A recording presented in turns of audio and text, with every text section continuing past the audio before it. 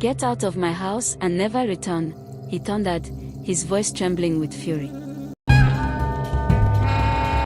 Adanna stood frozen, her heart shattering with the weight of his words. Tears welled up in her eyes, but she dared not show them. With her father's final, crushing command, she knew there was no turning back. Alone, pregnant, and cast out, Adanna was forced into the unknown. How would she survive without anyone's help? What would become of her unborn child? The storm of uncertainty loomed. Follow her journey to find out.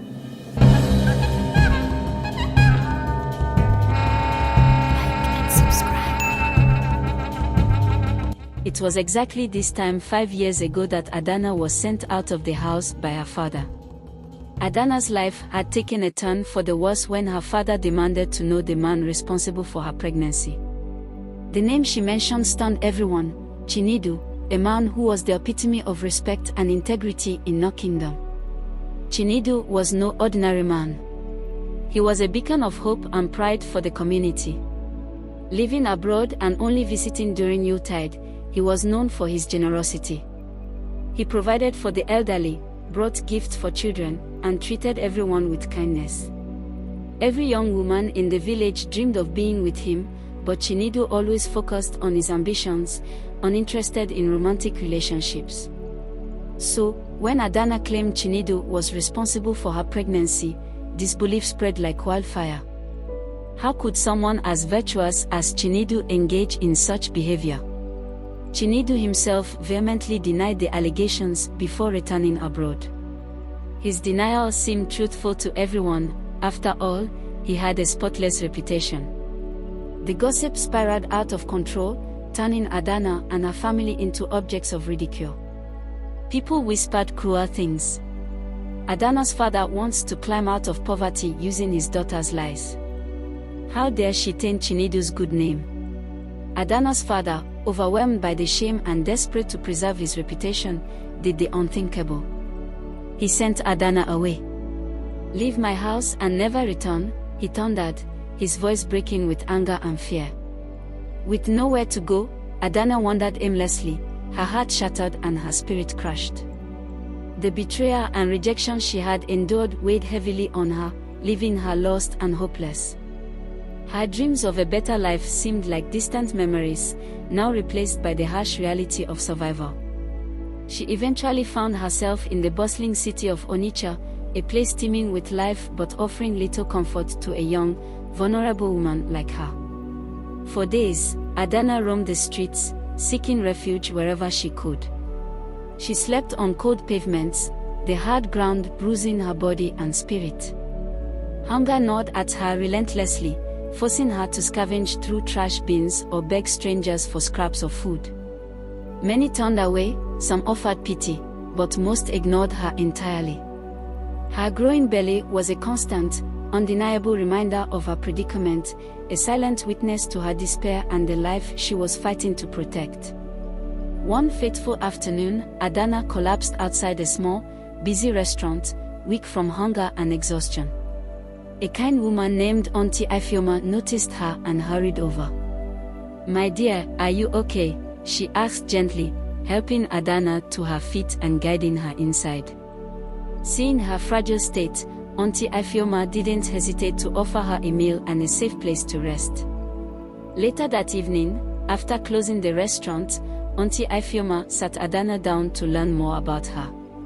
"Where are you from? Who is your husband? And what are you doing in Onitsha all alone?" she asked. With tears streaming down her face, Adanna poured out her story of rejection, heartbreak, and survival. Auntie Ifeoma listened with compassion, her eyes softening with pity. "You're too young to be suffering like this," she said. "For now, stay with me. You need a safe place." Under Auntie Ifeoma's care, Adanna began to heal, both physically and emotionally. In return, she helped out at the restaurant, gradually regaining her strength. Over time, she saved enough money to rent a tiny room of her own. Months later, Adanna gave birth to a healthy baby boy. She named him Ibuka, meaning God is great. Ebuka became her source of hope and purpose. His laughter was her solace, and his tiny hands gave her the strength to keep fighting. Despite her struggles, she poured every ounce of love and determination into building a better life for her son. Meanwhile, Chinedu returned to Nigeria to establish a business and got married to the love of his life, Edeora. Their wedding was a grand celebration, the talk of the town. The community rejoiced, showering them with blessings and gifts.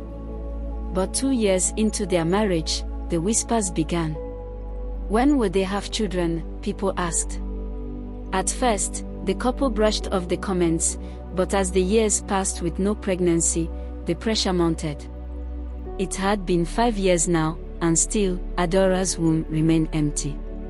One afternoon, Edeora was in the market buying foodstuffs when a woman, out of nowhere, hurled a cruel insult at her, calling her a barren woman.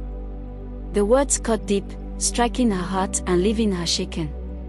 That night, she tossed and turned, unable to sleep, her mind tangled in the harshness of the remark. Chinedu, her husband, noticed her distress and gently held her as she lay awake. "Don't worry, my love," he whispered softly, trying to ease her pain. "We will have our own children, and nothing anyone says can change that. You are not alone in this." The couple visited numerous hospitals, consulting renowned specialists and running endless tests, hoping for answers. Despite their efforts, every doctor reassured them that there was nothing physically wrong with either of them.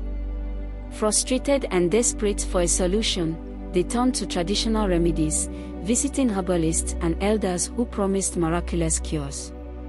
They adhered to strict regimens and consumed countless concoctions, but nothing worked. Adora's childlessness persisted, becoming a heavy burden on their hearts. Friends and family offered unsolicited advice, further deepening their anguish. Though outwardly strong, Adora's smile masked the silent pain of her unfulfilled longing for motherhood. Desperation eventually drove Adora's mother to intervene. She insisted they visit a powerful native doctor in their village, a man renowned for solving even the most hopeless cases. Reluctantly, Edeora and her husband agreed, clinging to the faint hope that this could be the solution they so desperately needed. The journey to the remote village was long and filled with an uneasy silence. Upon arrival, the native doctor welcomed them with a knowing smile and promised to help. Rituals began immediately. Incantations echoed in the dimly lit hut, and elaborate sacrifices of animals and rare items were made to appease the gods. Days turned into weeks of adhering to the native doctor's instructions, drinking bitter concoctions and performing rituals under the moonlight. Despite their unwavering commitment, nothing changed. Adora's womb remained empty, and the couple was left questioning whether their dreams of parenthood would ever be realized. As Chinedu and Edeora grappled with the heartbreak of their struggles, Adanna's life was blossoming. Guided by her supportive friend Ifeoma, she transformed her small-room business into a bustling restaurant in the heart of Onitsha. Starting with just a few customers, her dedication and exceptional cooking skills earned her loyal patrons. Word of her delicious meals spread quickly, drawing crowds from near and far. Adanna's resilience and determination became an inspiration to many, and she soon gained respect as one of the most successful businesswomen in the area. Her achievements were a testament to her perseverance, but her greatest joy came from her son, Ebuka. At 5 years old, he was full of life and energy, with his father's striking features, a constant reminder of her past but also a source of immense pride. Adanna's journey was a bittersweet one, but she cherished the life she had built. Adanna believed she had moved on, bearing the pain of her past beneath the success of her thriving restaurant and the joy of raising Ebuka. Yet, in quiet moments, the memories resurfaced, uninvited and relentless, reminding her that some wounds, no matter how well hidden, never truly heal. One Sunday morning, Chinedu and Edeora decided to visit a new church in their neighborhood. The service was lively, filled with songs and prayers, but it took a tense turn when the pastor began to prophesy.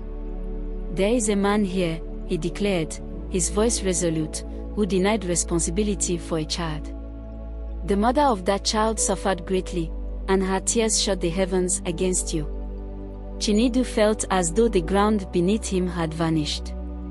His heart pounded uncontrollably, and beads of cold sweat trickled down his face.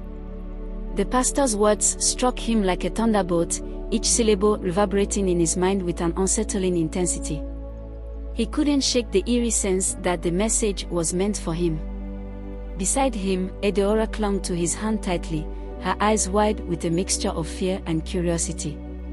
She glanced at him repeatedly, searching his face for answers, but Chinedu forced a composed expression, pretending ignorance. The pastor's voice grew louder, his words cutting through the air like a blade. "You must seek forgiveness from the woman you wronged," he proclaimed, his gaze scanning the congregation. "Only then will the curse be lifted." Chinedu's throat went dry, his secret threatening to unravel. He avoided Adanna's gaze, but the guilt clawed at his soul. When they returned home, the weight of the prophecy hung heavily in the air, thick and oppressive. Chinedu could feel his heart pounding as he led Adanna to the living room. He sat down beside her, his hands trembling visibly. In his mind, he was contemplating whether to open up to his wife or not. Finally, his voice broke the silence, barely audible. Taking a deep breath, he began, his voice barely above a whisper. "Adanna," he said, avoiding her gaze, "the pastor's prophecy, it was about me."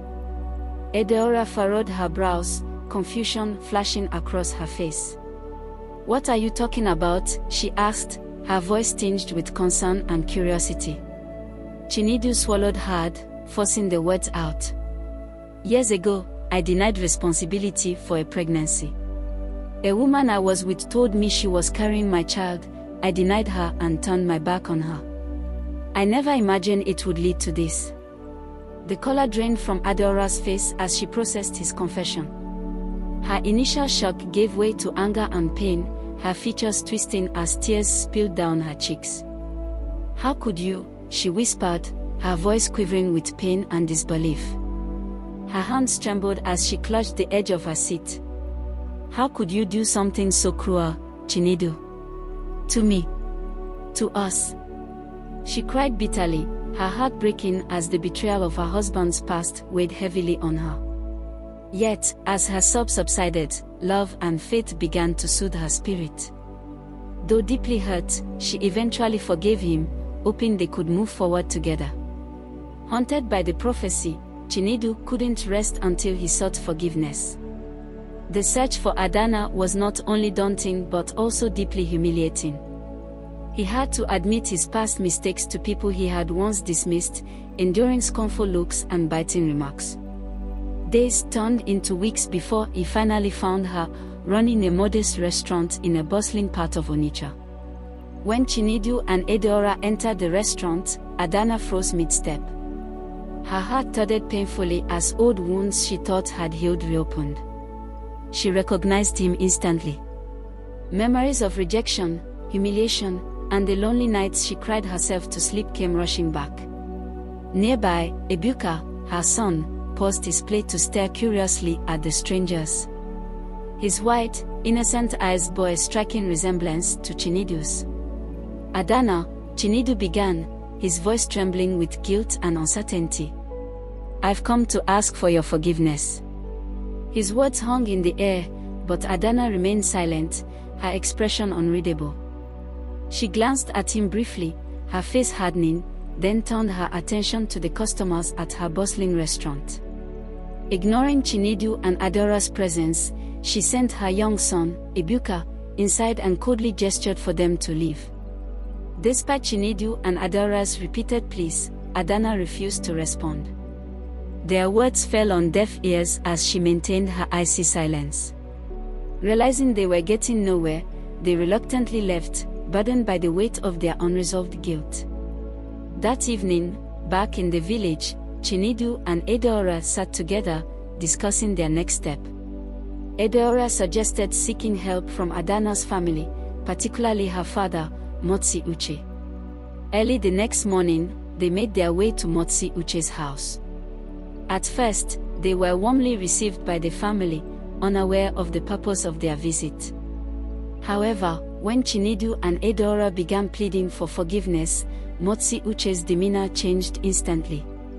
His face darkened with anger, and he nearly threw them out. "How dare you show your face here after what you've done?" he roared. But his wife, Neoma, intervened, calming him down and urging him to listen.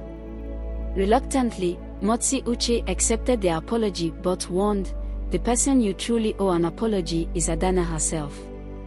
He then agreed to accompany them to Onitsha to plead with his daughter. When Adanna saw them standing at the entrance of her restaurant, including her father, her eyes filled with tears, but not from pity. They brimmed with anger and deep-seated disbelief. She stiffened, her voice cold and unyielding. Chinedu stepped forward, his hands trembling. "Adanna, I am so sorry for what I did. Please forgive me," he pleaded, his voice thick with regret. "Forgiveness," she echoed sharply, her tone cutting through the air. "Do you even understand the pain you caused me? You denied me when I needed you the most. You humiliated me, abandoned me, and left me to raise our child alone without a shred of support." Chinedu lowered his head in shame, unable to meet her piercing gaze. "I know," he admitted, his voice breaking. "I was a coward, blinded by pride and selfishness. Please, Adanna, I beg you to find it in your heart to forgive me." Her father, Motsi Uche, stepped forward. "Please, my daughter," he pleaded, his tone softer now. "Forgive them. Let peace reign." Adanna's voice trembled with emotion as she turned to him. "Even you, Papa," she said, her anger spilling over. "You never believed me. You chased me out of the house like I was nothing, leaving me to meet my end. But thank God, I survived." There was a tense silence. Edeora finally spoke with tears in her eyes, her tone pleading.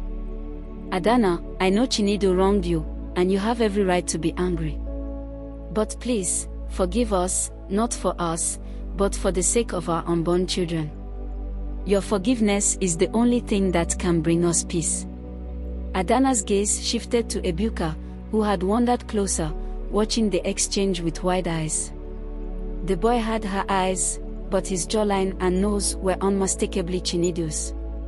Her mind filled with memories of sleepless nights, of starving herself to feed her son, of sacrifices made to build a life from nothing. She bit her lip, torn between pain and the hope of closure. "I will forgive you," Adanna said finally, her voice steady and calm, though her heart still ached. "But not for your sake, for mine and for Ebuka's. He deserves to grow up knowing his father, no matter how much you failed us." Tears streamed down Chinedu's face as he knelt before her, his heart heavy with guilt and regret. "Thank you, Adanna. Thank you," he whispered, unable to contain the flood of emotions. As peace began to settle between them, Chinedu, feeling a wave of relief, spoke again, his voice full of hope. "Yes, it's true that Chinedu is my son, but for now, he will stay with you. When he's old enough, he can decide for himself if he wants to come back to us. In the meantime, I'll do everything in my power to help expand your business and take it to new heights." A few days later, Adanna reunited with her family, and as promised, her restaurant business flourished. 9 months later, Edeora gave birth to a healthy, bouncing baby girl, filling their home with joy and new beginnings. Thank you for watching. Tell us your opinion in the comments section. Don't forget to like, share and subscribe to our YouTube channel Chukwudi Alaulor Studio at Chukwudi Alaulor. Like and subscribe.